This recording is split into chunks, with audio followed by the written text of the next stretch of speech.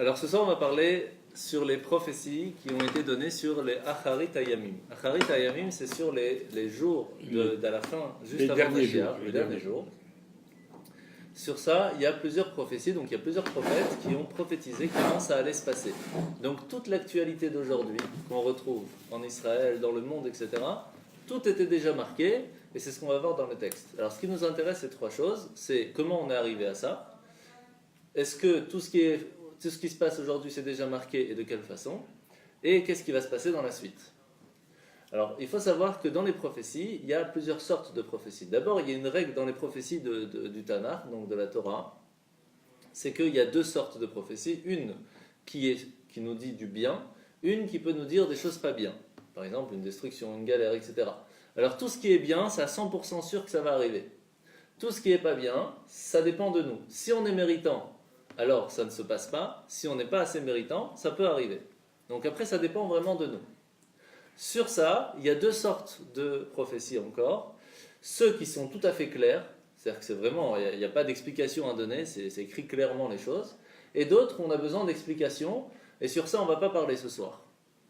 Parce qu'il y a tellement d'explications différentes de plusieurs rabbins, de plusieurs midrash, etc., qu'on ne va pas rentrer dans le détail, parce qu'il y a un peut penser comme ci, un peut penser comme ça. Donc ça, on ne va pas en parler ce soir, on va parler que des prophéties qui sont clairement écrites. Ok ? Je vais donner une petite idée. Par exemple, c'est écrit que pendant 9 mois, le peuple de Ishmaël va régner et va nous faire des souffrances. C'est pas écrit de quelle façon. Ça fait beaucoup plus que 9 mois qui nous embêtent en Israël. Donc, on ne sait pas qu'est-ce que ça veut dire ces 9 mois. Donc, sur ça, il y a plusieurs avis. C'est pour ça que sur cette prophétie, on ne va pas discuter. On va vraiment prendre les prophéties qui sont claires et en parler. Ok ? Malachi, Zacharia, Daniel, Echeskiel, il y a plein. Malachi a parlé surtout uniquement des derniers jours. Oui, on va en parler. Les révolutions des derniers jours. Vous allez voir, il y a plein de choses. Alors, il faut donc d'abord voir aussi qu'à la fin, il y aura, bien sûr, on va parler un petit peu de Mashiach, mais pour parler de comment ça va se passer dans Mashiach, c'est tellement long qu'il faut encore 2-3 cours. Donc on ne va pas parler en détail de comment ça va se passer après que Mashiach sera là, on va parler jusqu'au moment où Mashiach arrive. Après, si vous voulez, on peut discuter, poser quelques questions, mais on ne va pas rentrer dans le détail parce que c'est vraiment trop long. Il y a quelqu'un là-bas? Oui. Oui, il y a des Bachorim qui sont là. Ils sont déjà là? Alors pour commencer, comment le monde a été créé, comment ça fonctionne. Alors tout le monde connaît le rêve de Yaakov, avec l'échelle qui monte jusqu'au ciel, etc. Et à ce moment-là, donc c'est expliqué qu'il voit des anges qui montent et puis qui tombent, et puis d'autres qui montent, qui descendent. Bon, on ne va pas rentrer dans le détail. En autre définition, en plus. En autre définition. Alors, qu'est-ce qui se passe à ce moment-là? On apprend qu'il y a en tout 4 galouillotes, 4 exils prévus pour le peuple juif. Et chacun, l'ange il monte un petit peu sur l'échelle, puis il tombe. Un autre, il va monter un peu plus, puis il va tomber, etc., etc. Jusqu'au moment où il y en a un qui va monter tellement haut que Yaakov va avoir peur et Hachem lui dit ne t'inquiète pas, c'est moi qui m'occupe de le faire tomber. Qu'est-ce qui se passe à ce moment-là? On apprend qu'il y a en tout 4 galouillotes, 4 exils. Le premier, après il y a Bavel, le premier temple, destruction du premier temple, après il y a l'histoire de Purim, l'histoire de Hanouka, et à la fin de la destruction du deuxième temple, c'est là que commence la 4e exil, celle de Édom, celle de Rome, qu'on appelle aussi celle de Rome. Et donc c'est les 2000 ans qui arrivent depuis la destruction du deuxième temple, qui sont donc tous les chrétiens, les croisés, etc., l'Inquisition, tous les problèmes qu'il y a eu. Alors, donc, qu'est-ce qui se passe? On voit qu'il y a pendant presque 2000 ans, il y a les chrétiens qui sont contre nous, l'Inquisition, les problèmes, les croisés, etc., etc., etc., jusqu'au moment où il y a un changement tout à fait extraordinaire. Il y a pas tellement longtemps que l'Inquisition s'était finie, c'était en 1834, donc c'est pas si loin, que là le changement se fait, et qu'à ce moment-là, c'est plus les chrétiens deviennent nos amis, et c'est plutôt les musulmans qui sont contre nous. Qu'est-ce qui a fait ce changement? C'est ce qu'on appelle le début de Acharit Hayamim. Pourquoi? Qu'est-ce qui a pu bien se passer dans la tête des gens pour faire ce changement? Acharit, c'est la fin des temps. Les derniers jours. Jours. Littéralement les derniers jours. Donc, comme on a expliqué juste avant, il y a deux sortes de prophéties. Deux qui sont obligés d'arriver, ceux qui sont pour le bien. Ceux qui ne sont pas spécialement pour le bien peuvent être changés, être annulés. Où on voit la preuve de cela? On voit la preuve de l'Haftara qu'on lit à Kippour. l'histoire de Jonas. Jonas a eu une prophétie de Dieu que la ville de Ninvé va être détruite presque comme Sodome et Gomorrhe, tellement il faisait des problèmes dans cette ville. Et il a été envoyé là-bas pour leur dire, faites attention, Dieu a envie de détruire votre ville, sauf si, bien sûr, vous faites teshuva, vous allez vous repentir et peut-être vous serez sauvés. Ils entendent ça, ils font teshuva, ils se repentissent et la ville est sauvée. Ce qui fait qu'à ce moment-là, on voit qu'une prophétie qui était de destruction a pu être annulée pour une certaine raison, c'est parce qu'ils se sont repentis. Ce qui fait que même dans les prophéties qu'on va apprendre maintenant, que c'est prévu des choses qui peuvent faire très très peur, ça peut être annulé, mais ça dépend de qui? Ça dépend de nous. Ok? Alors quelque chose de très important à savoir aussi, c'est que pour le peuple juif, la perte d'un juif ou d'un non-juif, c'est aussi triste. Quand une personne part de ce monde, c'est triste pour tout le monde, qu'il soit juif ou pas. D'où on voit ça dans les textes, on le voit même dans la sortie d'Égypte. Alors que les Égyptiens voulaient nous tuer, ils rentrent dans la mer pour essayer de nous tuer, et qu'est-ce qui se passe? Ils se font noyer dans l'eau, et à ce moment-là, les anges veulent chanter et dire à Dieu une louange parce que les Égyptiens, les ennemis d'Israël, ont été tués. Vous savez ce que leur dit Dieu? Il leur dit, comment vous pouvez chanter à la perte d'un être humain, un être que j'ai moi-même créé? La seule raison qu'ils ont pu chanter après, c'est parce que les Bnei Israël ont chanté pour la future sortie de l'exil, de temps de Mashiach, avec la chanson de Az Yashir Moshe, qui n'est pas une chanson au présent, parce qu'ils viennent de sauver l'Égypte, mais une chanson au futur. Si vous regardez dans le texte, c'est tout au futur. Donc, on voit que chez nous, la perte d'une personne, quelle qu'elle soit, d'un être humain, même d'un animal, puisqu'on sait très bien que Tsar Balechaim, faire de la souffrance à un animal, c'est aussi interdit. Il n'y a pas de différence. Une création, c'est quelque chose de très important et on doit faire attention. De la même façon, même de retirer une feuille d'un arbre, il faut faire attention. Pourquoi la retirer? Qu'est-ce qu'elle a fait? Elle vit tant qu'elle est attachée à sa branche. Donc il faut faire attention à tout cela. Alors, on voit aussi que, quand même, quelque chose d'assez intéressant, c'est que le peuple juif, au moment du don de la Torah, et depuis même déjà bien avant, au temps de Abraham, Hachem il lui a dit à Abraham, maintenant, à partir de maintenant, puisqu'il a eu les 10 épreuves contre ça que lui, il a dit, oui, moi je crois en Dieu et que les autres non, alors tes enfants seront Mamlechet Kohanim Vegoy Kadosh. Ce seront une assemblée de saints, de Kohanim, de prêtres, et aussi un Goy Kadosh, un peuple saint. Qu'est-ce que ça veut dire? C'est-à-dire qu'on est le peuple élu? Entre guillemets, oui. Mais qu'est-ce que ça veut dire le peuple élu? Il faut savoir que dans le monde, il y a plusieurs personnes qui sont nées. Quand Noach il est sorti du déluge, il avait 3 enfants. Chacun se sont installés quelque part. Ils ont créé des peuples que chacun a pu plus tard créer d'autres. De là, à ce moment-là, a commencé les Chinois, les Égyptiens, etc. On voit dans le texte tous les noms des peuples. Et qu'est-ce qui s'est passé? Jusqu'au temps d'Abraham, donc presque 1000 ans, il n'y a aucun qui a vraiment dit à tout le monde arrêtez de faire les idoles, pensez qu'il y a un Dieu sur terre. Jusqu'au moment où Abraham il est venu, il a dit non, il y a Dieu qui gère le monde. Et c'est lui qu'il faut bénir, c'est avec lui qu'il faut régler sa vie, pas avec des idoles, pas avec des pierres. À ce moment-là, Hachem il a dit puisque tu as été le seul à être toujours pour moi, même au péril de ta vie, au péril de la vie de ton enfant, parce qu'il lui a demandé carrément de faire le sacrifice d'Isaac, même s'il ne l'a pas fait en fin de compte, à ce moment-là, il a gagné que lui et ses descendants seront les amis proches du roi. Imaginez, il y a un palais, il y a le roi qui est dans son palais, il y a ses ministres et ses amis proches, et puis il y a le peuple. Eh bien, c'est la même chose, à ce moment-là, son ami proche à Dieu, c'est celui qui l'a choisi en tant que roi. Et c'était que Abraham. Dans tout le monde, ça a toujours été que Abraham, ce qui fait que lui est devenu le proche du roi, et tous ses descendants aussi. Et tous les autres, c'est resté le peuple.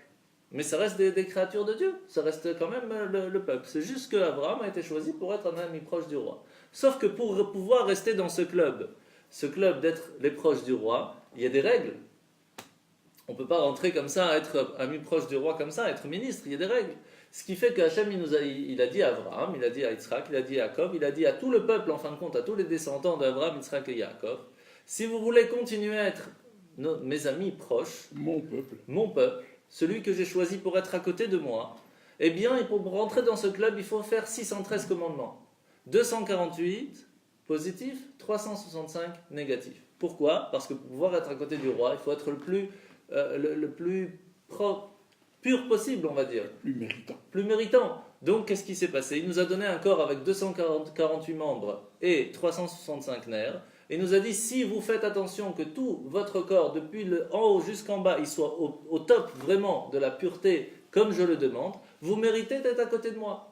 Mais si vous n'avez pas raffiné votre corps de cette façon, vous ne pouvez pas être à côté de moi. C'est pour cela que les non-juifs, qu'est-ce qu'ils ont? Ils ont les 7 lois de Noach.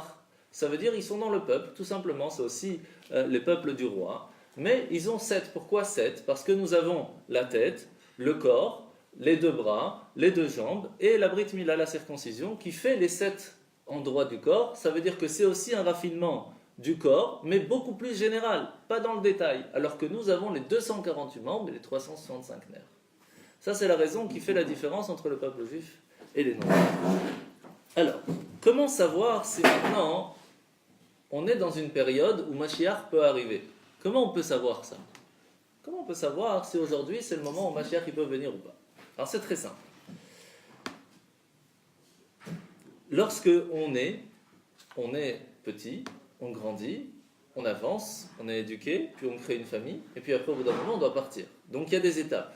Il y a l'étape de l'éducation, il y a l'étape du travail, puis il y a l'étape à la fin où on reçoit notre récompense. Le monde a été créé de la même façon. Il y a l'étape où le monde a été créé, l'étape où le monde a été éduqué, c'est jusqu'au moment où Abraham, Yitzhak, Yaakov, etc. C'était encore l'éducation, il n'y avait pas encore vraiment. On a reçu la Torah, à ce moment-là c'était le début du travail. À la fin du travail, on reçoit la récompense. Donc tant qu'on est dans le moment du travail, c'est qu'on n'est pas encore arrivé au moment de la récompense. C'est quand le moment de la récompense? À la fin. Alors c'est quand la fin du monde? Pour savoir quand est-ce qu'on va recevoir la récompense. Pour cela, Hachem il nous dit, il y a des événements qui vont se produire. Et c'est là qu'on va commencer les prophéties.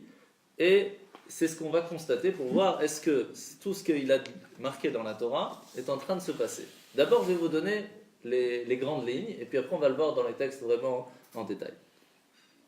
Premièrement, si on regarde dans le Deutéronome, au chapitre 30, tout le monde connaît ce texte, le retour des Juifs en terre d'Israël. Kibbutz Galuyot, lorsque tout le peuple juif va commencer à retourner en Israël, c'est que Mashiach arrive. C'est qu'il n'est pas loin. Ça, tout le monde connaît, c'est rien de très spécial. Après, il y a le retour de la Torah en Israël. Ça aussi, ça commence. De plus en plus, il y a des yeshivot, ça s'installe. Il y a une teshuva qui commence à grandir de plus en plus. Alors, il y a la prophétie la plus grande qu'on sait que Mashiach est en train d'arriver. Je vais vous donner simplement la règle générale, et après on va voir dans le détail. C'est que la terre d'Israël va redonner ses fruits. Parce qu'on voit que pendant des années et des années, la terre d'Israël a été prise par d'autres peuples. Et en fin de compte, ça n'a jamais réussi à grandir. Et lorsque les Bnei Israël, les enfants d'Israël arrivent sur la terre d'Israël, ça commence à grandir, ça pousse et tout va bien. Regardez, Gouv Katif commence à pousser super bien. Depuis que c'est parti chez les autres peuples, il n'y a plus rien. Il y a on va voir plus tard en détail. Après, il y a les douleurs d'enfantement du Messie. On dit que le monde, c'est comme s'il était enceinte du Messie, puis à la fin, il y a les dernières douleurs avant, et lorsqu'il va sortir, ça va être le plus dur, mais à la fin, il y aura Mashiach. Alors, ce moment-là de la douleur de l'enfantement, c'est tout ce qu'on va voir dans les prophéties, comment va se passer ces douleurs, la souffrance du monde, qui vont faire qu'à la fin, il y aura Mashiach. À la fin du traité Sota, c'est là où il y a tous les détails de comment ça va se passer, c'est ce qu'on va commencer à voir en détail, c'est qu'il va y avoir tout ce qui est matériel va s'effondrer, crise économique, etc., etc. Et on va voir dans le détail qu'est-ce qui va se passer.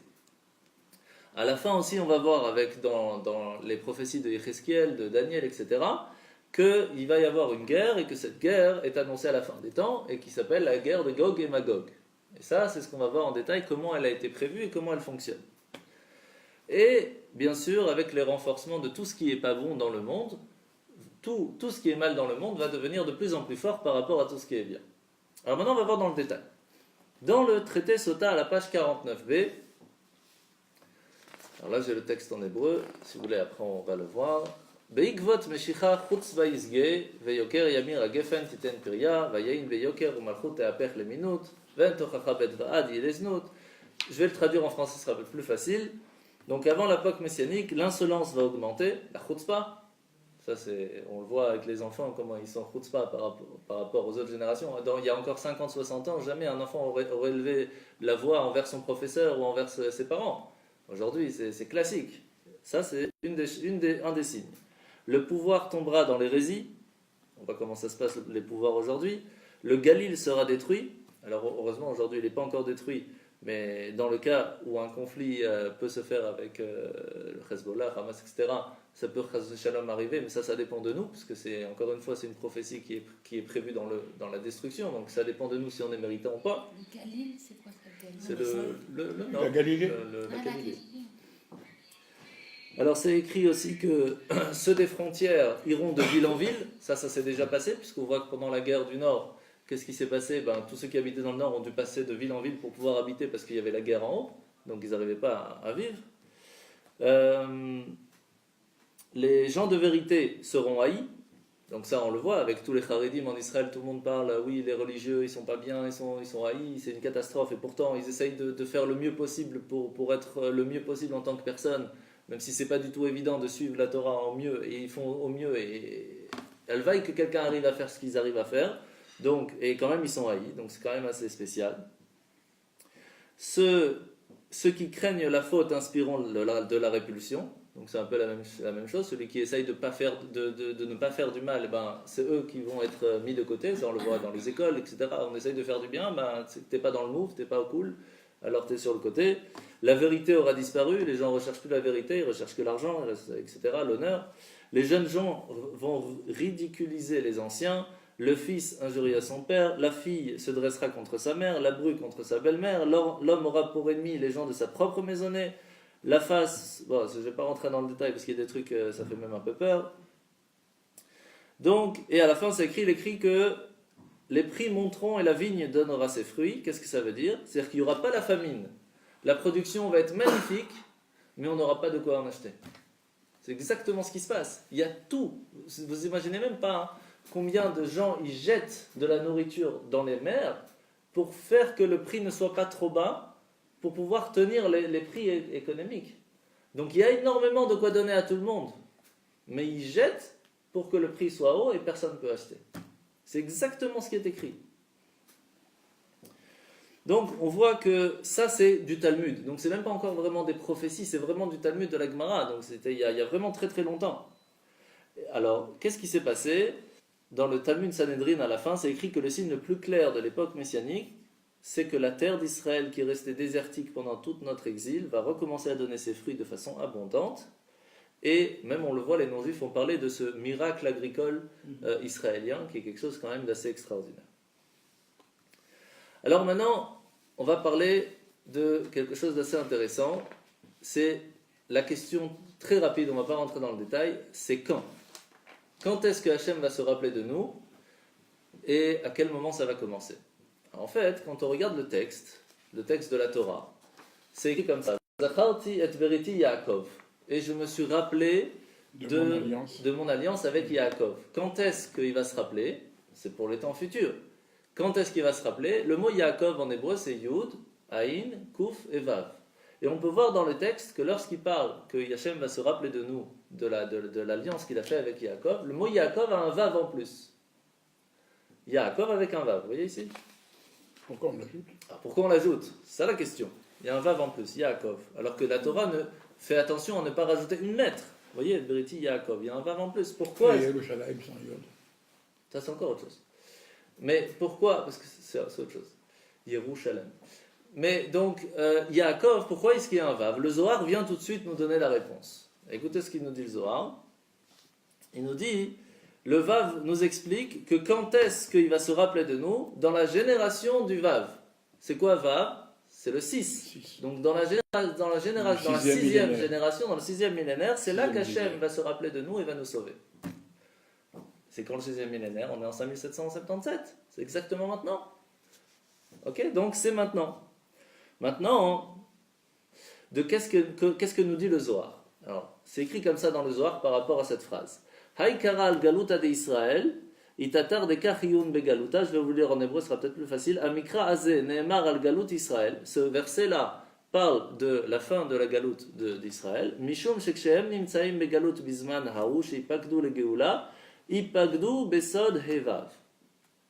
À la fin du 6e millénaire, Vezeye be'elef hashishi. Comme ça, il nous dit le Zohar. qu'à la fin du 6e millénaire, c'est là qu'Hachem va venir nous sauver. Ok? Il y a une autre explication là-dessus. Hein. Il y a plein d'autres, bien Dans sûr. Là, je parle du Zohar. le verset de Téhélim. De quoi? En parlant au ciel, on nous dit tu as fait le monde en 6 jours. Tout à fait. Et la conclusion, selon les rabbins, c'est que le monde va vivre 6 jours de Dieu. C'est-à-dire 6 millénaires. Exactement. C'est pour ça qu'on se rattache à cette notion de 6 000 ans. Tout à fait, tout à fait. Alors, maintenant, la question qui va se poser, c'est ce que je vais vous lire maintenant. Rabbi Chaim Vital, dans le Etz Hadaat, donc c'est un très grand kabbaliste, vient nous expliquer ce que les prophéties viennent nous dire sur le 6e millénaire. Alors écoutez bien. Veine beyot Israël begaluyot, harba hematidim lomar lule Hashem shayalanu yomarna, aval od yesh galut chamishi acharon lekulam, ikshe bikulam veu galut Ishmael, anikra pere Adam. Écoutez bien. C'est écrit comme ça. Voici qu'il y a, comme je vous ai expliqué, les 4 exils. À la fin de ces 4 exils, il va y avoir une 5e exil. Et cet exil va être appelé Péré Adam. Le fruit d'Adam. De l'homme. Pourquoi? Sur ça, il pose la question. Ve'eno nimshal al achayot. Pourtant, tous les autres exils sont comparés à des animaux. Parce qu'ils sont venus contre nous comme des animaux. Pourquoi la 5e est appelée comme si c'est un homme qui vient? Écoutez bien. ואז יאמרו ישראל באופן אחר, והוא לולא השם שהיה לנו במקום עלינו הדם, כי להיותו אדם לסיבה היותו בן אברהם, שיש לו זכות אבות, כמו שמצינו, אמר לו ישמעאל, יחיה לפניך, וגם יש לו זכות המילה. כי גם לסיבה זו נקרא אדם. Étant donné que Ishmaël, c'est le fils d'Abraham, et que Abraham a fait la circoncision, donc il a raffiné en partie son corps, ce qui fait qu'il mérite d'être appelé un homme. Tout simplement. Et pas un animal. Je répète. Lorsque quelqu'un vient contre un autre peuple pour essayer de le détruire, pour le faire du mal, alors on lui dit c'est comme un animal.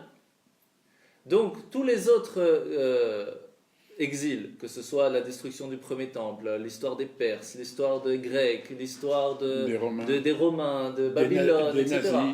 Tout ça, c'est appelé comme des animaux qui sont venus pour tuer. Mais lorsque les enfants d'Ismaël, donc les musulmans, ils viennent pour nous faire du mal, ils ne sont pas appelés animaux, ils sont appelés quand même des hommes. Pourquoi? Pour un seul mérite. Le mérite qu'ils ont fait qu'ils gardent encore la circoncision. Leur ancêtre a été circoncis. Comment dire, les Arabes se circoncisent? Oui. Encore aujourd'hui? Oui, d'où ça vient? Parce qu'Abraham, lorsqu'il s'est circoncis lui-même, son fils Ishmaël avait 13 ans. Et donc il a fait la circoncision, il l'a pris lui-même de sa volonté. Alors que Yitzhak, lorsqu'il a fait la circoncision, il avait 8 jours, donc il n'a pas choisi. Nous, quand est-ce qu'on gagne la récompense de notre circoncision personnelle? Lorsqu'on le fait à nos enfants. Parce que ça montre qu'on était bien d'accord lorsqu'on avait 8 jours.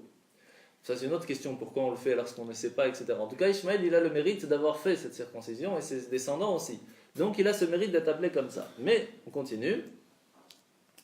C'est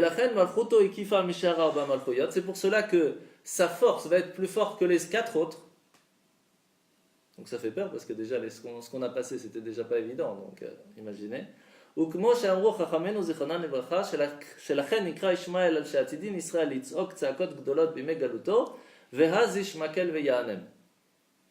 C'est pour cela que Ishmaël a été appelé avant même sa naissance. Vous savez que c'est interdit de donner un prénom avant la naissance d'un enfant. Très grave parce que ça fixe son destin et qu'il ne peut pas être changé. Et il n'y a que quelques personnes dans la Torah que leur destin a été fixé avant même leur naissance. Entre autres, Ishmaël, donc l'ancêtre des musulmans. Comment ça se fait? On ne peut pas dire que... On peut en discuter dans les parents, mais on ne dit pas oui c'est ça sûr et on commence à dire le nom à tout le monde. On ne l'annonce pas. Ah, on l'annonce qu'au moment... Oui, hein, pour nous on est obligé, il faut bien en discuter. On peut l'appeler numéro 1, numéro 2, numéro 3. mais on n'en fait pas une annonce. Ah, c'est ça. Parce que lorsqu'on fait une annonce, ça veut dire qu'on fixe son destin, c'est fini. Alors qu'en fait, le moment même où on donne le nom à un enfant, que ce soit la Brit Mila ou au Sefer Torah pour une fille, à ce moment-là, on a une force du ciel qui vient, qui se dévoile en nous et qui nous aide à trouver le bon prénom. Donc, le destin de la personne va être fixé par son prénom. Mais lorsque la Torah a dit à une personne, ton fils va s'appeler de telle façon, c'est parce qu'il a un destin fixé. Et ce destin ne pourra pas changer. Quel est le destin d'Ishmaël? Le kabbaliste Rabbi Chaim Vital nous dit, parce que plus tard va arriver le temps où il va faire pleurer et crier de grands cris au peuple d'Israël. Et à ce moment-là, Ishma, Kel Veyanem. À ce moment-là, Dieu va écouter, parce que Ishmael, ça veut dire Dieu va écouter. À ce moment-là, Dieu va écouter et va nous répondre. Vous avez compris ? Oui. Donc, en fait, la 5e exil qui est prévu, qui est en train de se faire maintenant, c'est exactement ce qui se passe, que Ishmael est en train, les musulmans sont en train de nous faire crier, de grands cris, pour qu'en fin de compte, on demande Mashiach et que Hachem nous écoute et qu'il nous l'envoie. Donc, c'est exactement ce qui se passe. Pour l'instant, on n'est que dans les généraux, on n'a pas vu les détails encore. Hein. Comme je vous ai dit, une des prophéties les plus grandes que Rashi nous dit, Rambam nous dit, enfin beaucoup de prophètes nous disent qu'une prophétie c'est que Mashiach est en train d'arriver, c'est très proche, c'est lorsque le peuple d'Israël va arriver en Israël et qu'à ce moment-là tout va recommencer à pousser. Parce que imaginez quand même, le seul endroit dans le monde qui est demandé, qui est extraordinaire, c'est Israël, il fait toujours bon. La seule galère qu'il y a un petit peu, c'est qu'il n'y a pas de pluie pour avoir de l'eau. Mais il pleut quand même, alors qu'en Égypte il ne pleut pas, c'est qu'avec le Nil. Et on a toujours, donc le temps est toujours très bon, mais il y avait un grand problème là-bas, c'est que ça ne poussait pas. Mais maintenant que ça pousse, Israël, c'est demandé par tout le monde. Alors imaginez, lorsque les croisés sont arrivés, même avant, tout le monde a essayé de prendre Israël, tout le monde se sont battus pour avoir la terre d'Israël. Mais lorsqu'ils sont arrivés, même Godefroy Bouillon, il n'est pas resté longtemps.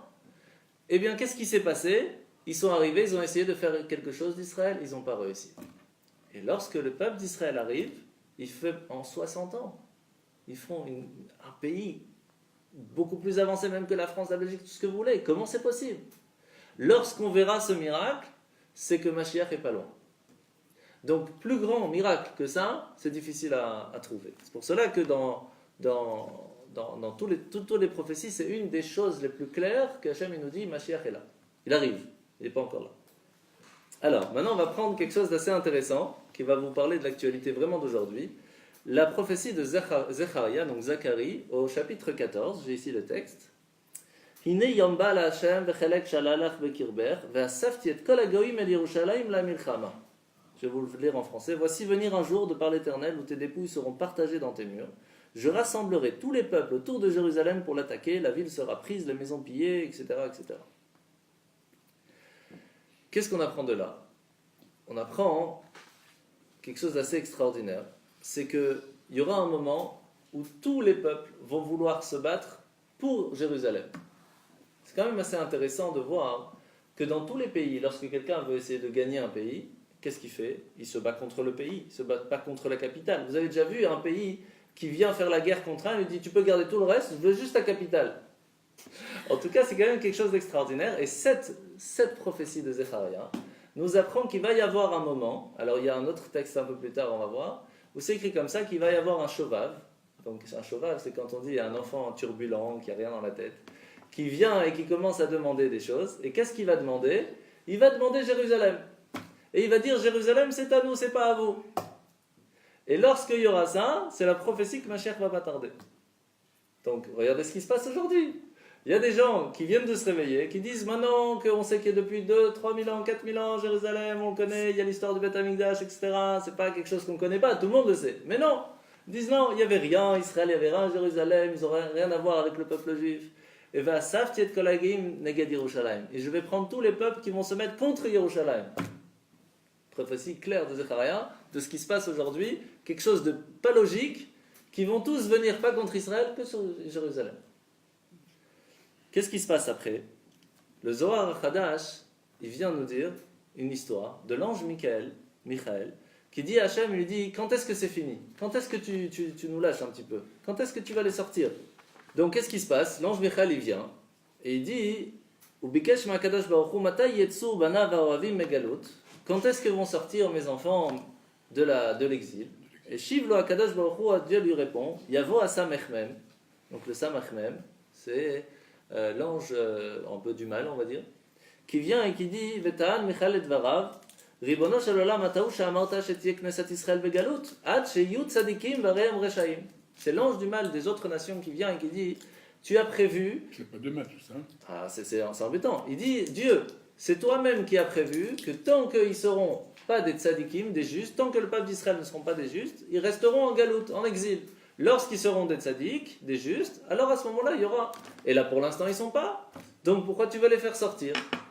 Question contre l'ange Michael. Il ne peut rien dire, Dieu, c'est lui qui a prévu. Qu'est-ce qu'il répond? Il lui dit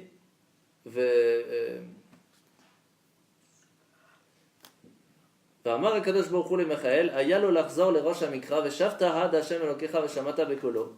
ורק אחר כך כתוב, כי אל רחום השם אלוקיך לא ירפך ולא ישחיתה. Qu'est-ce qu'il dit? Il dit, c'est vrai, j'ai marqué ça. J'ai marqué que quand est-ce que je vais revenir, Matai sheshamata bekolo, quand est-ce que vous allez écouter ma voix, c'est là que je vais revenir. C'est là que je vais vous sauver. Mais tout de suite après, le verset, qu'est-ce qu'il marque? Ki el rachum Hashem elokecha, que je suis un Dieu miséricordieux. Lo yarpeka velo yashchitecha, ça veut dire je ne vais pas t'oublier, je ne vais pas te laisser tout seul, et ne t'inquiète pas, je serai là quand même. Et donc Michael, il lui dit, l'ange Michael, il dit à Ribono Shel Olam, Haya lecha lerachem aleim she'ata rachum. Puisque tu es quelqu'un de miséricordieux, sois miséricordieux. Et oublie la force du dîme, de la gvura, de la sévérité, et ouvre à la Knesset Israël, ouvre à la possibilité au peuple d'Israël, Tiftach betshuva kechudo shel machat, ani yaftach lahem sharim gdolim shel geoula. Dieu leur dit, il dit à l'ange Michael, que le peuple d'Israël ouvre la porte de la teshuva comme la pointe d'une aiguille, et moi je m'occupe d'ouvrir la porte. C'est-à-dire qu'Hachem, il lui dit, je vais être super miséricordieux, mais il faut qu'il m'ouvre la porte. Un tout petit peu. Comme même le point d'une aiguille. Qui disent à Dieu, on a envie de faire teshuva et ça suffira, moi je m'occupe du reste. C'est tout ce qu'il faut. Qui s'occupe du reste? Dieu, il s'occupe d'ouvrir la porte. C'est-à-dire que même si on ne revient pas à teshuva à 100%, si on un tout petit peu, ça suffit, Dieu il s'occupe du reste et dit, c'est bon, t'as fait un pas, moi je m'occupe, j'amène ma chère. Une aiguille, pas grand-chose. Amar Rabbi Eliezer, im yachzeru b'tshuva rashi hakal o kehilot echat be'Yisrael, b'zchutam yigalu kol Israël. Écoutez, c'est très important. Ça nous donne une responsabilité pas possible. Rabbi Eliezer, il dit, on est encore dans le Zohar. Hein. Amar Rabbi Eliezer, il nous dit, Rabbi Eliezer, si revient la teshuva, rashi hakal, tous les dirigeants de communauté, ou keila achat be'Yisraël, une seule communauté complète de peuple d'Israël, Bisrutam Yagilu Kol Israël. Grâce à eux. Une seule communauté qui dit, allez, vous savez quoi, on est ensemble, on n'est pas une grande communauté, on va tous ensemble, on va faire Shabbat comme il faut. Exactement, c'est pour ça que je dis on allait en parler. Une seule communauté qui dit, allez, venez, on y va, on va essayer de faire ça bien, Mashiach y vient. J'imagine la responsabilité qu'il y en a. On fait ici. Le samedi matin, on fait des kidouches, on mange ensemble, tout ça. Ça aide. Ça aide énormément, mais on n'est pas encore au top. Où est-ce qu'il est? On n'est pas encore au top. C'est pas toute la communauté. Que je vais, il arrive déjà. C'est pas toute la communauté. Il a un âne, quoi. Ah oui, c'est prévu qu'il vienne sur un âne. Oui, je sais. Il sera lent, c'est symbolique, c'est qu'il sera lent. C'est pour ça qu'on dit qu'il est Lubavitch, il est toujours en retard. Coco, ici, on est toujours à l'heure. Enfin, tout est relatif encore. Hein. Alors... Donc ça, c'était par rapport à l'ange Michael. Ok? Donc là, on sait déjà à ce moment-là que on a une responsabilité quand même assez énorme. Maintenant, regardez ce qui est écrit dans le Sover Yabiou. C'est écrit comme ça. Ubier bal anetivot shera'a Rabba bar Chana beruach hakodesh. Voici ce que Rabba bar Chana a vu avec son Esprit Saint. Shebacharit hayamim tiyeh leIsraël memshala aluma achat. Que le peuple d'Israël va réussir à reconquérir Al-Umma Achat, sur un peuple. Ce peuple-là va ressentir qu'ils ne peuvent rien faire contre le peuple d'Israël. C'est quand on a réussi à reprendre la terre d'Israël. Quel est ce peuple? Musulman. On a repris. C'est parce que c'est le problème d'aujourd'hui. Velachen Israël yachni otam yoter tachat yadam, et à ce moment-là, on va penser que le peuple d'Israël va essayer de les écraser entre guillemets au pire possible. Aval ha'uma hazeh. Lorsque ce peuple-là va embêter, va exagérer il va harceler le peuple d'Israël, il va carrément renverser la vapeur entre guillemets, là on parle d'une kehara, donc du marmite, il va renverser la marmite et ça va être une catastrophe pour le peuple d'Israël.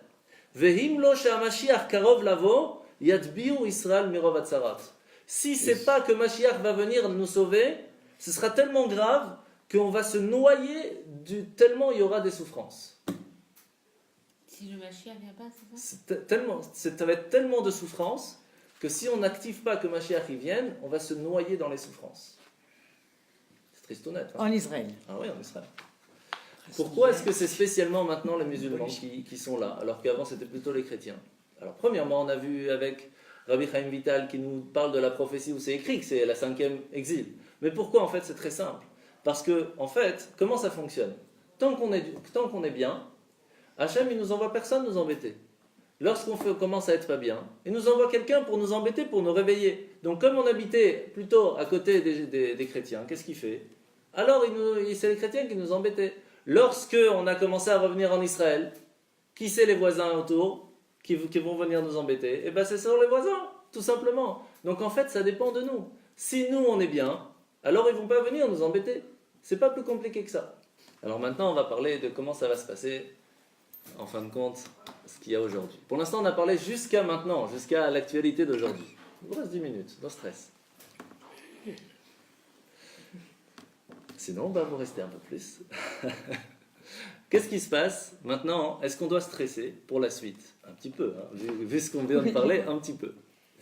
Alors, il faut savoir qu'il y a ce qu'on appelle la prophétie de Gog et Magog. C'est la prophétie de comment ça va se passer la dernière guerre avant Mashiach. Comment elle est marquée cette prophétie? Alors, premièrement, il faut savoir que Gog et Magog, c'est pas seulement une personne, mais c'est aussi une âme. Parce qu'il faut savoir, et ça je vais expliquer rapidement, il faut savoir que même si on va revenir en Israël et que Mashiach va venir, il y aura un gros problème qui restera. C'est quoi? C'est que pendant toutes les générations de l'exil, il y a des gens qui nous ont fait du mal. Ils n'ont pas été punis pour ça. Et Hachem fait attention quand il a une dette, que ce soit en bien ou que ce soit en pas bien, il doit rembourser cette dette. Donc qu'est-ce qui se passe? Comment est-ce qu'il va faire pour punir ces personnes qui nous ont fait du mal?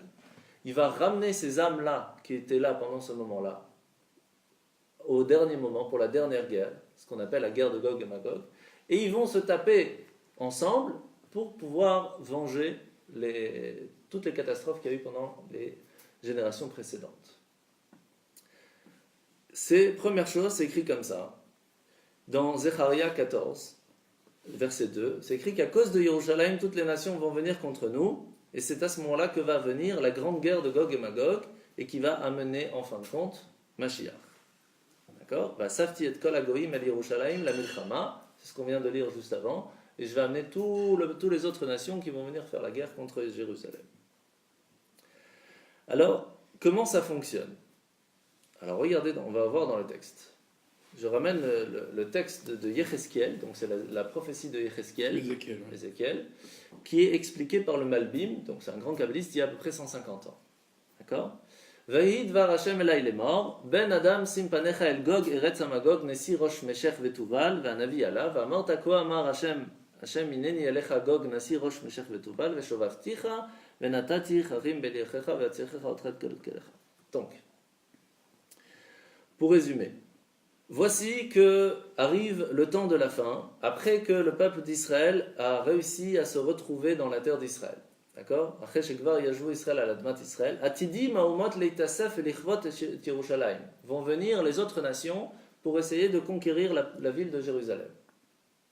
Veyavo Gog, il va venir un monsieur qui s'appelle Gog. N'oubliez pas que ce. Oui. Nasi Meshech Vetuval, Me'artzot Atzafon Va'amarav.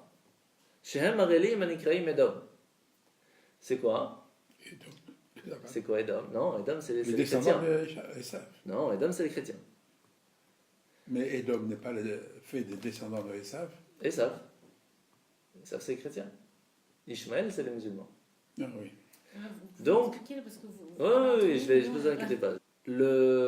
Un monsieur qui s'appelle Gog, d'accord, qui sera le nasi, donc le président, le chef de Meshech et Tuval, des Artsot Asafon Va'amara, c'est-à-dire de tout ce qui est au nord d'Israël et à l'ouest d'Israël. Mais il continue jusqu'à Europa, parce qu'il dit comme ça, où Meshech et Tuval hem ibnei Yafet. Meshech et Tuval, ces deux peuples-là, sont les enfants de Yafet. Vous savez que Noach a eu 3 enfants.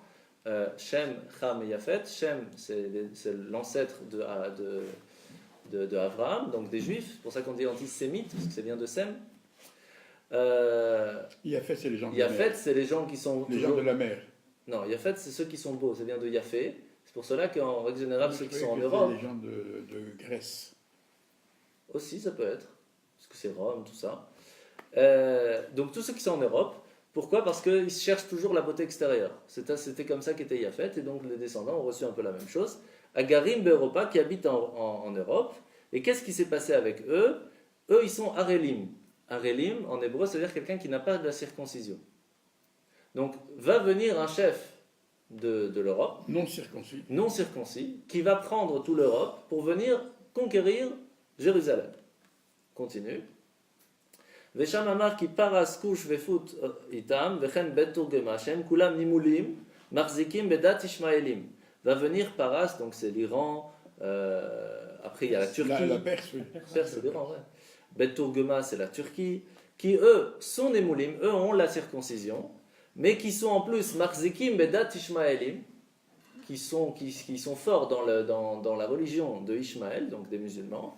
Vehem itasfu im bnei Edom. Ils vont aller ensemble avec les chrétiens. L'Ichbosh haaretz miyad Israël, pour essayer de prendre la terre d'Israël. Aval bevoam, mais lorsqu'ils vont arriver, c'est là que c'est extraordinaire. Yaase benehem meuma. Il va y avoir un problème entre eux. Veilchamu ishbe'achiv, ils vont s'attamper l'un contre l'autre. Haïnu Edom ve Ishmaël, donc Edom contre Ishmaël et inversement. Ilchamu zebazé, ils vont se battre un contre l'autre. Pourquoi? Mipne she'emunatam mufredet. Parce que leurs croyances sont pas compatibles. Sont contradictoires. Donc les chrétiens musulmans, c'était prévu il y a 150 ans. Ouais, plus que 150 ans, parce que ça, il l'explique. Il y a 150 ans, la prophétie qui est écrite, il y a depuis 3000 ans. Il y a combien?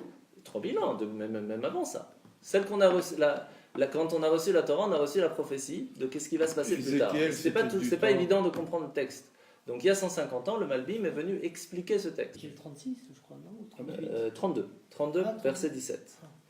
Et donc, Vesha Mishpat, donc pour l'instant on en est là, qu'ils vont se battre, les chrétiens contre les musulmans. Pourquoi? Parce que leurs religions sont contradictoires. Vesha Mishpat Hashem Otam Becherev u Benam, et là Hashem va les juger par l'épée et par le sang, de la même façon qu'il est écrit dans Zecharia 14. Pour savoir qu'est-ce qui est écrit dans Zecharia 14, si vous voulez, je vous le lis, ça fait peur. Très peur même. Il y a des gens qui ne vont pas dormir ce soir. Ouais, c'est sûr. Ils vont rêver, faire des rêves. Zecharia 14. Alors, elle retrouvera, donc lorsque il y aura toute la guerre, etc., elle retrouvera ses habitants, ne sera plus livrée à l'anathème. Oui, Jérusalem vivra désormais en sécurité. Or, voici de quel pays l'Éternel frappera tous les peuples qui auront fait campagne contre Jérusalem. Leur chair se décomposera, eux étant encore sur pied, leurs yeux s'useront, etc., etc., etc. Ok? Donc pour l'instant, on en est au moment de la guerre de Gog et Magog, que en fin de compte, c'est ce qui se passe aujourd'hui. On voit que. Et qui c'est ce chef non circoncis? On ne sait pas. C'est pas Hitler. Non, pas du tout. Non, c'est Nabucodonosor et Titus. Les deux, Nabucodonosor et Titus, c'est les deux qui ont détruit le temple. Une fois c'était chrétien, une fois c'était plus musulman. Ok. Donc qu'est-ce qui se passe? En fin de compte, cette guerre va se finir de quelle façon? Alors à ce moment-là, on a une contradiction dans les prophéties. Il y en a un qui dit, enfin, la guerre va se passer, ça c'est pas la question, mais où va-t-elle se passer? Ça dépend si on est méritant ou pas méritant.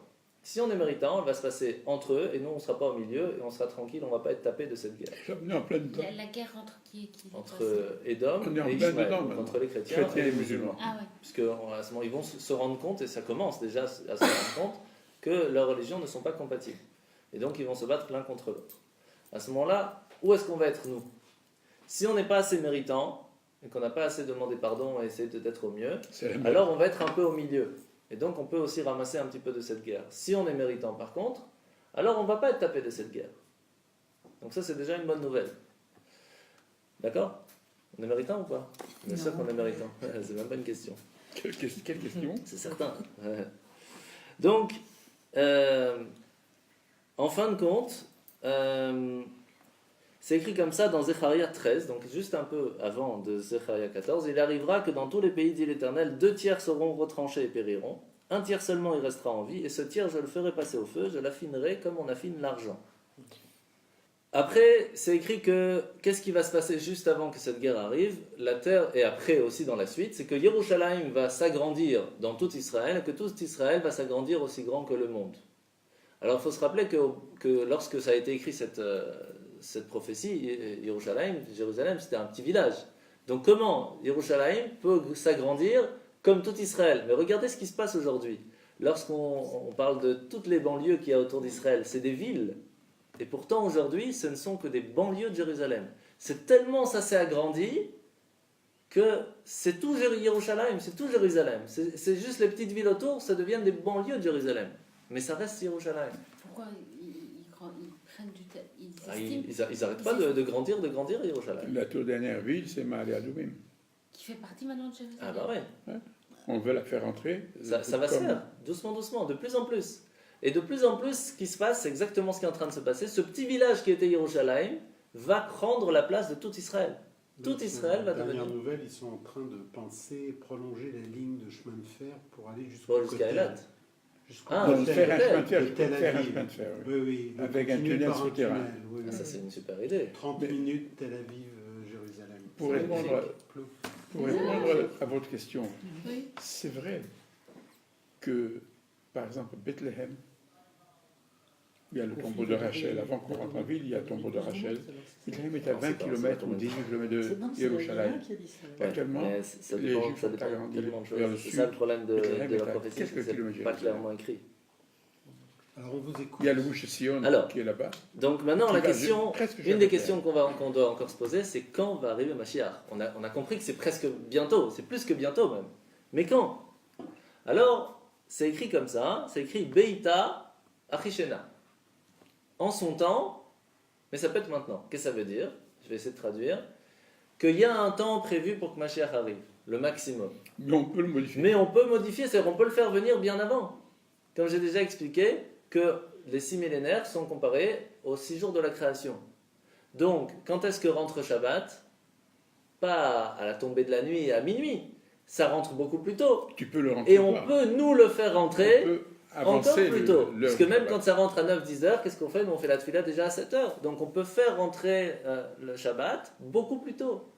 Et c'est même une grande mitzvah de faire rentrer Shabbat plus tôt. Pourquoi? Parce que ça montre à Hachem qu'on veut rajouter de la sainteté sur les jours de semaine. Et c'est une très grande mitzvah. C'est pas le moment d'en parler, mais c'est une très grande force. Eh bien, lorsqu'on fait rentrer, on prend de notre temps de semaine et on dit à Hachem, je veux être plus avec toi, avoir des temps de sainteté plus que la semaine. Hachem, il nous dit, puisque toi, tu veux avoir plus de sainteté, eh bien, je vais faire amener Mashiach plus tôt, puisque tu veux que ton temps de matériel que tu as aujourd'hui veut être plus saint. Et donc, Mashiach peut arriver plus tôt. On est en 5777, et le max, c'est 6000. Donc, imaginez qu'on prend la moitié, c'est 5005. Même dans la moitié de la moitié, entre 5005 et 6000, c'est 5750. Et on est déjà dans le 4e quart, 5777. C'est-à-dire que Mashiach peut arriver à chaque seconde. À chaque seconde, il peut arriver. On est vraiment à la fin. Oui, tout ça, c'est vrai. Je condivide ce que tu dis. Oui. Mais il n'empêche que quand le Mashiach sera là, il y aura de tels bouleversements que, comme disait un grand rabbin marocain, je demande l'arrivée du Mashiach. Mais je préfère ne pas le voir. Ah ouais. Non, c'est vrai. Mais il n'y a pas que un, il y a plein qui ont dit ça. Il y a plein de Parce que tellement ça fait peur, les prophéties des souffrances qui sont marquées, comme on vient d'en parler, que ça fait très très peur. C'est pour cela qu'il faut savoir que... Oui. Est-ce que vous pourriez dire à mon épouse exactement ce que vous étiez en train de dire au moment où elle a sonné à la porte? Oui, ça. Viens t'asseoir. Reste pas debout. Je suis en train de dire que le Meshiach va arriver à chaque instant. Et c'est toi. Et alors? Ah oui, mais... Venez vous installer. Bien. Alors maintenant, il y a quelque chose d'assez intéressant par rapport à la date. C'est que dans le livre de Daniel, alors c'est très long le livre de Daniel en plus, voilà, quand on parle de Mashiach, il est là. À la fin du 12e chapitre, il y a plein de dates, quand est-ce qu'il peut arriver. Le problème, c'est que c'est écrit clairement qu'il ne faut pas donner la date quand il va arriver. Pourquoi? Parce que les dates qui sont données dans les prophéties, ce sont des dates avec un grand potentiel. C'est le moment où si on fait tout comme il faut, ça peut arriver à la seconde. Il y a d'autres conditions. Mais il y a d'autres conditions. C'est pas que ce moment est sûr à 100% qu'il vient. C'est un moment presque certain que si on fait juste ce qu'il faut, si on déclenche, c'est bon, Mashiach, il arrive. Plus facile à arriver. C'est un grand potentiel d'arriver, mais ça ne veut pas dire qu'il va arriver. C'est pour cela qu'on ne donne pas de date à Mashiach. On sait juste qu'il y a un temps précis qui a été fixé à la création du monde, qui est le maximum de 6000 ans. Ça, c'est tout ce qu'on sait. Mais il peut arriver avant. Quels sont les jours de potentiel où il peut arriver le plus? Il y a des jours comme Tisha B'Av, comme le mois de Nissan, d'autres qui disent le mois de Tishri. Mais il n'y a pas une date précise. Il y a des dates précises qui ont été données dans le livre de Daniel, mais ce n'est pas des dates précises qui sont à dire c'est maintenant et c'est pas après, c'est des dates à un grand potentiel. Maintenant, on sait que le travail est fini. Mais le rabbi nous a dit, le rabbi de Lubavitch nous a dit que même frotter les boutons, c'est fait. C'est-à-dire que tout le travail, comment préparer le monde, à raffiner le monde pour que Mashiach puisse arriver. Ça veut quoi, lorsqu'on fait un vêtement, oui. on le lave, on le met au pressing et puis on frotte pour vraiment. Vous savez, l'armée, les soldats, ils frottaient les boutons pour être vraiment au top. C'est une sorte de mot comme ça, de phrase. Si Godin, c'est frotter les boutons. Voilà. Alors même ça, c'est fait. C'est-à-dire que tout est fait pour que Mashiach puisse arriver. Et la preuve, regardez l'actualité d'aujourd'hui, comme on l'a vu dans les prophéties, tout est là pour qu'il puisse arriver. Sauf quoi? Qu'est-ce qui manque? C'est ça la question. C'est lui qui manque. Non. C'est lui, imagine. Qu'on fasse tous tchouva. Alors, à ce moment-là, ça dépend de nous. On n'est pas obligé de faire tchouva à 100%. On ouvre la porte avec un petit... Si déjà on veut, ça suffira. Voilà. Une brèche. Ouais. Maintenant, par quelle étape il peut arriver? Sur ça, il y a des choses qu'on sait à 100%, des choses qu'on ne sait pas. Toutes les prophéties qui sont marquées, ce n'est pas écrit par quoi ça va commencer, par quoi ça va finir. Ça se peut qu'il y a des choses qui sont passées déjà depuis un moment. Il y a d'autres qui sont... Tout. Lui, il y a pas... il dit exactement ce qui va arriver. Oui, mais c'est pas écrit, ça commence par là. Mais c'est pas les raz-de-marée, les tremblements de terre. C'est pas écrit par quoi ça commence, par quoi ça finit. Il n'y a pas d'ordre. Il n'y a pas d'ordre. C'est pour cela que il y a une chose qu'on est sûr, c'est que Eliyahu Hanavi va venir et qui va nous dire voilà, Mashiach arrive. Après, ça va dépendre si on est méritant, si on doit attendre 40 ans ou pas attendre. Mais ça, je ne vais pas rentrer dans le détail maintenant. On va parler très rapidement pour finir. C'est Mashiach, c'est quoi? Parce que là, on a parlé qu'on est à l'actualité, Mashiach peut arriver. Nous, tout ce qu'on peut faire maintenant, c'est se préparer. C'est vraiment notre responsabilité aujourd'hui. On a sur nous tout le poids de toutes les générations d'avant. Parce que si nous, on fait juste ce qu'il faut, si notre communauté, on essaye de faire tous ensemble un acte de bonté, on ouvre la porte à la Teshuvah. Solo. Aplanissez la route. Préparez la route. Si on fait juste ce qu'il faut pour pouvoir amener Mashiach, il arrive. Maintenant, c'est quoi Mashiach? C'est une personne, c'est un esprit, c'est quoi? Mashiach, c'est un homme normal qui vient de la lignée de David. Alors, que nous dit le Rambam sur le Mashiach, puisqu'on dit que c'est une personne? Premièrement, il dit que sa sagesse sera plus grande que le roi Salomon. Vous imaginez la force? C'est beaucoup. C'est pas évident. Par contre, il dit qu'il sera proche de la prophétie de Moshe. Donc, pas aussi grand que la prophétie de Moshe, mais proche. Et c'est quoi la prophétie de Moshe? Donc, Moshe Rabbeinu, c'est le plus grand prophète parce qu'il parlait face à face avec Dieu. Son élève Yehoshua parlait aussi avec Dieu de façon très ouverte, mais pas comme Moshe. Alors on dit que Mashiach sera aussi grand, même plus grand que la sagesse du roi Salomon, donc c'est quand même assez extraordinaire, mais proche de la force de prophétie que de Donc Moshe. Sa proximité avec Dieu n'est pas la même que celle de Moïse. Moshe sera encore quand même quelque chose de plus grand. Et un chef de guerre également. Oui, entre autres, oui, mais je ne vais pas rentrer dans le détail parce qu'il y a beaucoup de choses. Il y a une dizaine de conditions. Talmid Chacham que tout le peuple d'Israël va l'accueillir en tant que chef, tellement il va aider le peuple d'Israël dans le monde entier à revenir à la Teshuvah. Donc il y a beaucoup de signes. Mais je ne rentre pas dans le détail parce qu'il y a quand même beaucoup. Et je vous ai dit qu'on n'allait pas parler trop de Mashiach ce soir, qu'on allait plutôt parler des prophéties. Le mot Mashiach veut dire oindre. Oindre, c'est quoi? C'est prendre de l'huile d'onction et mettre sur le front. Avant leur l'huile temps, sainte, l'huile sacrée. Oui. Lorsque un roi d'Israël, un grand prêtre, allait devenir roi ou grand prêtre, on prenait de l'âge avec quelqu'un et qu'il y a deux rois qui veulent se faire la guerre pour avoir plus de territoire. De plus en plus, on voit que ce sorte de guerre n'existe plus trop dans le monde. Il y a encore, malheureusement.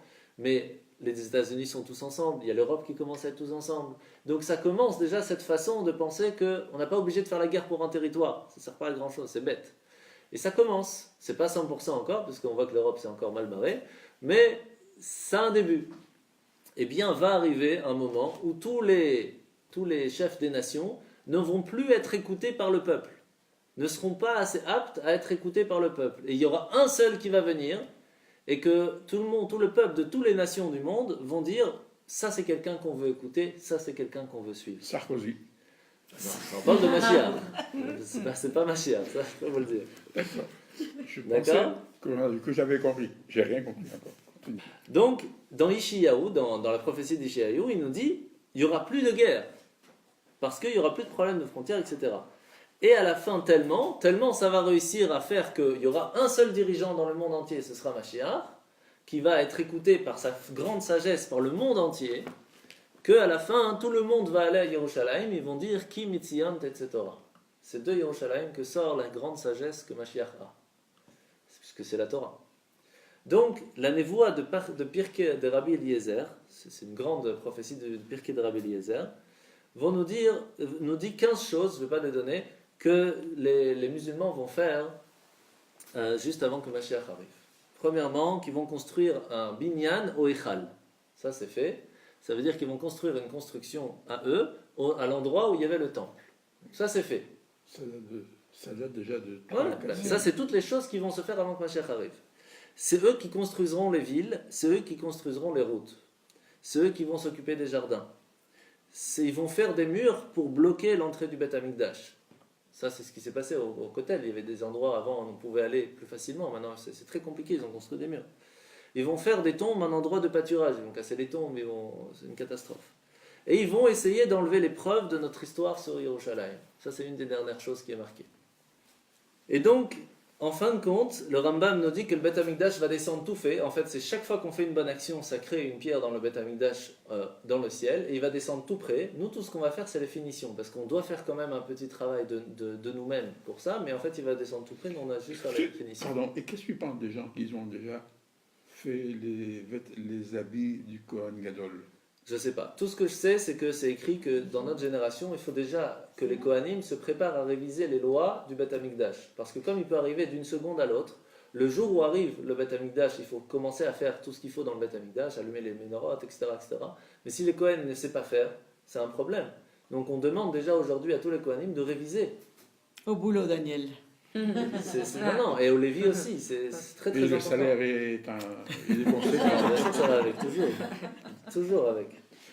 Alors maintenant, on va parler... Commencer à travailler, je veux bien, mais pourquoi? C'est aussi une condition, donc c'est la Réveille-toi, reconstruction ma du petite, temple. Non, j'ai réfléchi. Ou non? Ça veut dire... Oui, le temple va descendre, bien sûr. On est obligé d'avoir On le n'a pas troisième besoin de temple. reconstruire. Mais on n'aura pas besoin de le construire nous-mêmes. Maintenant, on va parler de qu'est-ce qui va se passer lorsque Mashiach va venir.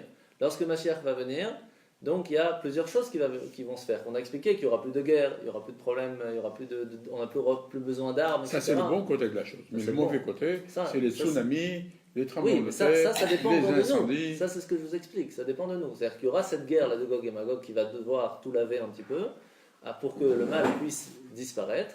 À ce moment-là, Mashiach va venir, va remettre tout comme il faut. Mais est-ce que tous ces tsunamis vont être obligatoires? Pas obligatoires, puisque ce sont des... Ils sont déjà là. Ça a commencé, mais pas tout. Pas tout est obligatoire, puisque ça dépend de nous si on est méritant. Est-ce qu'on doit aller habiter Mars ou la Lune? Non, il n'y a rien à faire là-bas. Il n'y a rien à faire, d'accord. Donc, après, il y aura cette force de Triat Amitim. Triat Amitim, c'est la résurrection des morts. Alors aujourd'hui, on voit que faire ressusciter un mort, c'est pas si compliqué que ça. Parce qu'avec l'ADN, on prend... C'est pas grand-chose l'ADN, on prend même un petit morceau d'os, un petit morceau de crachat même. Et de là, on peut faire une personne complète. Il y a encore 100 ans, 200 ans, on aurait dit à quelqu'un, d'un tout petit truc, on peut faire renaître toute une personne en animal. Jamais on aurait cru quelque chose comme ça. Pourtant, c'est écrit depuis des années dans notre Torah, que grâce au louz, le louz c'est un os qui ne peut pas être détruit, qui est ici, c'est pour ça que quand on fait l'Havdalah, à la fin de Shabbat, on prend un peu de vin et qu'on met sur le louz. De ce louz va pouvoir renaître toutes les personnes dans le monde. Jamais on avait réussi à comprendre ça.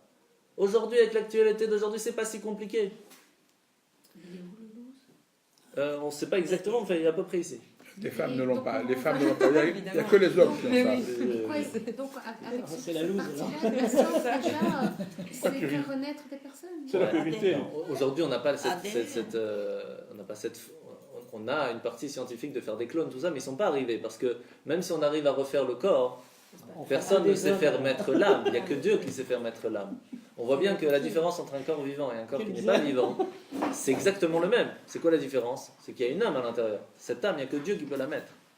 Donc ce que Hachem va refaire, c'est par ce loose, par ce petit os, refaire le corps, puis il va remettre l'âme. C'est tout, c'est pas compliqué. Excusez-moi, dans le film Spielberg, le premier film Spielberg, Jurassic Park. qui partait On est de... filmé, non Pardon? On va couper tout ça. on est en live, non. On est en live là? Oh, bien sûr qu'on est en live. Tout Tout ce que vous avez dit, c'est en live. Alors, À New York, on vous dans le entend, premier monsieur film de Cohen. Spielberg, on a reconstruit des dinosaures à partir d'un œuf trouvé.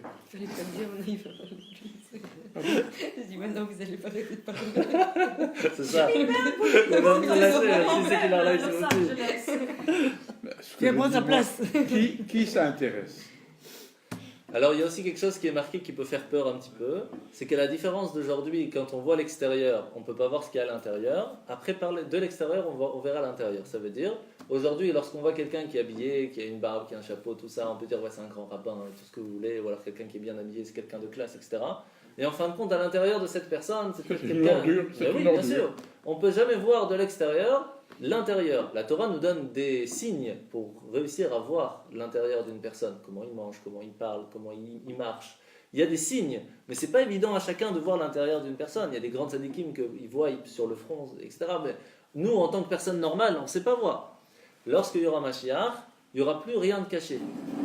Tout sera dévoilé. Donc ça peut faire peur. Les gens n'auront rien à se reprocher. Mais non, puisqu'on sera au top. Mais par contre, au tout début, ce sera un peu dur. Tu n'as Parce rien à te que reprocher, toi tout ce qu'on aura fait, ce sera au vu de tout le monde. Tout ce qu'on aura pensé, tout ce qu'on aura fait, tout ce qu'on aura voulu faire, tout sera à la vue de tout le monde. Même les idées les plus secrètes. Mais oui, bien sûr. Maintenant, il y a une grande question. Puisque notre âme, ce sont des Gilgulim. C'est-à-dire que notre âme, elle vient dans un corps, elle fait un travail. S'il n'est pas fini, il revient jusqu'à ce que le travail est fait. Les cycles. Alors, notre âme à nous, elle va revenir dans quel corps? Donc, la question qui se pose maintenant, c'est puisque notre âme, elle a fait tout un chemin pour arriver à être parfaite, pour que quand Mashiach arrive, elle est au top, notre âme va se retrouver dans quel corps en fin de compte? Alors, le Harizal, donc le Harizal, c'est un grand kabbaliste, nous explique dans le livre des Gilgulim. Il y a un livre qui s'appelle le livre des Gilgulim, c'est un livre de Kabbalah, si vous voulez essayer d'étudier, il n'est pas évident à comprendre, mais vous pouvez aller voir, que toutes les Neshamot reviennent dans un Gilgul, donc ils reviennent de plus en plus pour essayer de finir, mais c'est comme une lumière, une flamme. Lorsqu'on prend une flamme et qu'on allume une autre flamme, la première n'a pas perdu de sa force, et la deuxième est aussi forte que la première. L'âme, c'est la même chose. Lorsqu'elle a fini son travail, la première, elle est en haut et elle allume une autre flamme. De la même flamme, elle allume une autre flamme. Mais la première n'a pas perdu de sa clarté. Et la deuxième, lorsqu'elle va allumer encore une deuxième plus tard, ne va pas perdre non plus de sa clarté. Ce qui fait qu'on va tous revenir dans notre corps à nous, avec la flamme qui nous a été allumée la première. Ce qui fait que ça va être nous en fin de compte. Il n'y aura pas de différence. Sauf qu'on va avoir des attaches avec d'autres âmes, puisqu'on vient de la première en fin de compte, mais on a la même force d'âme que celle d'avant ou que celle d'après, puisqu'une flamme ne perd pas de clarté de la première à la deuxième. Ok?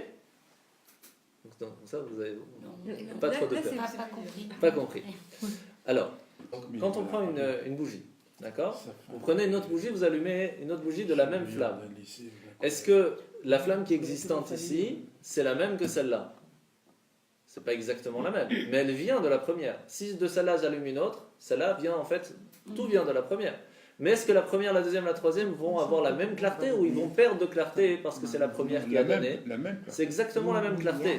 Non, mais il y a plein de questions en C'est-à-dire vérité, un plus de qui place, se déduisent de ça. Parce qu'il y a parfois les histoires de 600 000 âmes, et finalement il y a plus de monde. Alors est-ce que quand on prend une. Où est-ce qu'on va les mettre? C'est vrai ça. Non, c'est pas ça. Voilà. Alors est-ce Ça, que c'est pas un celle problème. qui vient après, c'est toujours la même âme? Est-ce qu'il peut y en avoir deux ou trois et Tout à c'est fait. toujours la même âme? Tout à fait. Est-ce que la première est toujours allumée? Est-ce que ça donne des corps à chaque fois différents ou pas? Est-ce que Ça, pour ça, il faut vraiment apprendre le livre des Gilgulim. Mais peuvent vivre plusieurs âmes, la même âme divisée en Il est très Bien sûr, bien, bien sûr. en un réseau? Est-ce qu'ils se ressemblent tous? Est-ce que Alors, c'est donne pour ça des qu'on dit sosies l'âme sœur, c'est formidables? qu'il y a des gens qu'on a plus d'affinité plus facilement parce que notre âme est plus facilement proche de l'autre. Maintenant, une âme dans les 600 000 qui est là-haut peut envoyer à plusieurs personnes parce que son but c'est d'être parfaite. Mais lorsqu'elle est en haut, elle ne peut pas faire aucun travail parce que c'est lorsqu'il y a une difficulté qu'on peut gagner des points. Donc qu'est-ce qu'elle fait? Elle envoie plusieurs personnes dans le monde, qu'eux vont gagner des points, puis vont ramener les points là-haut. Et là-bas, quand elle a réussi à faire tous les points, elle n'a plus besoin d'envoyer. Donc, toutes les âmes ont été envoyées sur Terre. Lorsque toutes les âmes sont parfaites, Mashiach pourra venir. C'est tout simple. C'est pas plus compliqué que ça. Il n'y a plus rien à distribuer. C'est une autre partie dans le Zohar où c'est vraiment écrit comme ça. Lorsque toutes les âmes seront distribuées, c'est que Mashiach pourra venir. Maintenant, il faut savoir qu'il y a plusieurs sortes de niveaux d'âmes. Ça, on a appris dans le Tanya. C'est pas vraiment le moment, mais très rapidement, il y a des niveaux d'âmes qui sont comme tout le monde. Enfin, moi je parle pour moi-même, c'est un peu nul, comme ça. On essaye de faire au mieux. Mais il y a des niveaux d'âme, des grands tzadikim, des grands justes. Et là, c'est un niveau d'âme tout à fait différent, qui viennent d'un autre monde. Parce qu'on parle, en fait, c'est comme un homme, et on a les âmes qui viennent du pied, de la jambe, du ventre, de la tête, des yeux, etc. Donc c'est pour ça qu'il y a des gens qui sont plus dans le travail physique, il y a d'autres qui sont plus dans le travail spirituel, d'autres plus ils réfléchissent, plus il y en a qui sont plus forts dans la vue. Parce que notre âme vient d'un autre endroit de ce corps spirituel. Mais il y a des âmes qui viennent vraiment de la tête. Eux viennent du monde de Hatzilut, pour ceux qui connaissent un petit peu. C'est le monde qui est complètement spirituel. Eux, c'est très rare qu'ils viennent, parce qu'il n'y a que quelques-uns. Et Hachem, il les met dans le monde de temps en temps pour qu'on ait une tête, un guide dans le monde, pour pouvoir nous guider à avancer. Et ça, c'est la tête. Ça, c'est les âmes de tête. Ça, c'est rare quand il y en a qui viennent. Oui, ça, on le voit. C'est ça la Yechida, non, Yechida, c'est encore autre chose. C'est encore autre chose. La Yechida, c'est la partie en nous de chacun qui est spirituelle à 100%. Mais Alors, c'est écrit aussi que les animaux ne vont plus faire de mal. Que Vegar Zebim Keves, que le loup va aller avec l'agneau, qu'ils vont pouvoir brouter ensemble sans problème, etc. Pourquoi? C'est très simple, ça on voit dans le Talmud plusieurs histoires, que ce n'est pas le serpent qui tue, c'est la faute qui tue. Ça veut dire que lorsqu'une personne a été touchée par un serpent qui doit mourir, c'est pas parce que le serpent l'a tué. Le serpent, c'est seulement la conséquence de la faute qu'il a fait qui fait qu'il doit mourir. Donc Hachem lui a envoyé le serpent pour le tuer, c'est tout. Mais c'est pas le serpent qui tue, c'est la faute qui tue. Donc, qu'est-ce que va accomplir Mashiach? C'est, premièrement, il va influencer l'ensemble des nations juives à suivre le chemin de la Torah. Deuxièmement, il va livrer les batailles de Dieu, sera victorieux. Ça, c'est les dernières batailles. Il ramènera les Juifs en Terre Sainte, va reconstruire le Beth Amikdash sur le mont du Temple, va motiver toutes les nations à servir Dieu dans l'unité. Il y aura aussi la paix, la prospérité, ce qui va permettre aux Juifs de passer du temps à s'immerger dans les secrets de la Torah, comprendre Dieu, ressentir Dieu, etc. Donc, maintenant, qu'est-ce qu'il faut faire nous aujourd'hui? Nous, aujourd'hui, vous savez, si vous prenez un fusil par exemple, et que vous tirez une balle vers la cible, alors si elle est à 300 mètres par exemple, si vous êtes pile au milieu, ça va arriver pile au milieu. Mais si vous bougez de 1 mm, c'est pas grand, c'est pas énorme, 1 mm, mais à 300 mètres, ça ne va pas être 1 mm. Ça se peut que vous allez rater la cible complètement. Eh bien, l'éducation qu'on donne à nos enfants et le chemin qu'on veut prendre nous, c'est la même chose. Lorsqu'on va lâcher la balle, lorsque la balle a été tirée et qu'on le laisse nos enfants dans la vie de tous les jours, on ne peut plus les attraper pour dire maintenant change par-ci par-là, c'est fini. Donc c'est avant qu'on tire qu'on doit donner un maximum pour que nos enfants soient sur le bon chemin. Après, c'est très difficile à changer. La même chose pour nous-mêmes. On est encore des enfants. Donc, lorsque nous-mêmes, on essaye, parce qu'en fin de compte, on ne tire jamais de notre balle, puisque c'est lorsque Mashiach va venir qu'on saura vraiment où est-ce qu'on est arrivé. On peut toujours changer. Donc, lorsque on est sur le chemin maintenant pour savoir qu'est-ce que je veux construire dans ma vie, qu'est-ce que je veux avoir dans ma vie, comment je veux que mes enfants puissent être dans leur vie, c'est maintenant qu'il faut essayer de choisir, de voir quel est le bon chemin, quel est le chemin de la Torah. Et lorsqu'on aura choisi, on saura comment se protéger de toutes les souffrances qui peuvent arriver qu'on a appris aujourd'hui. Comment se protéger? Le Zohar nous dit cette phrase. Comment on se protège des problèmes de la dernière guerre? En étudiant la Torah et en faisant Gemilot Rasadim. Donc lorsqu'on étudie, on fait des cours de Torah, et lorsqu'on fait Gemilot Rasadim, c'est-à-dire on aide les autres avec bonté. Alors attention, c'est une grande différence entre Tzedaka et Gemilot Rasadim.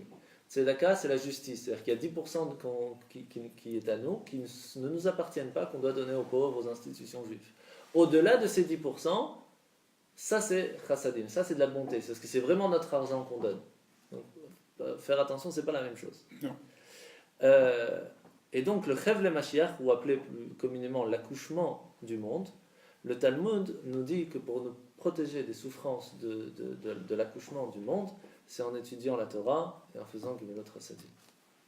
Maintenant, à chacun, on doit avoir cette émouna de croire en Mashiach. Et le Talmud nous dit que si on veut pouvoir renaître lorsque Mashiach va venir, on doit avoir cette émouna, cette croyance, cette foi en Mashiach. quelles sont les choses qu'on doit avoir, cette émouna? Croire que Mashiach va venir, prier pour qu'il vienne, augmenter les dons à la tzedaka, augmenter la tzedaka spirituelle, c'est-à-dire que pas se dire ouais moi je suis bien, je fais la Torah et tout, mais l'autre c'est pas grave s'il fait pas Shabbat, c'est pas grave s'il sait pas lire.